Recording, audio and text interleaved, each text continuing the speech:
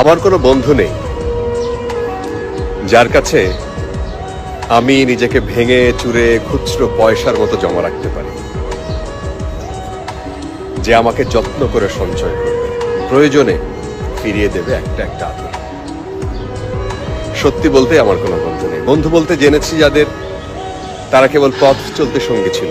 দূরের পথে ট্রেনে যেমন হয়, পাশের সিটে গল্প হয়, আড্ডা হয়, দুপেয়ালা লেবু চায়ের দাম মেটাতে আমি দিচ্ছি যুদ্ধ হয়।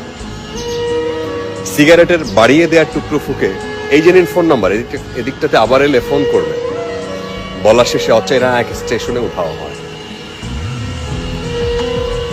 এই যে আমি পথ হাঁটছি, রোজ ঘাটছি বুকের ভিতরে কষ্ট, ক্লেদ।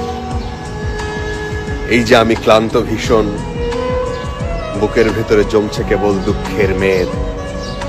তবুও আমার নিজের কোনো বৃক্ষ নেই। প্রবল দহন দিনের শেষে যার ছায়াতে জিরোগ ভেবে ফিরে আসার ইচ্ছে হয়, তেমন একটা ছায়ার মতন, আগলে রাখা মায়ার মতন আমার কোনো বন্ধু নেই।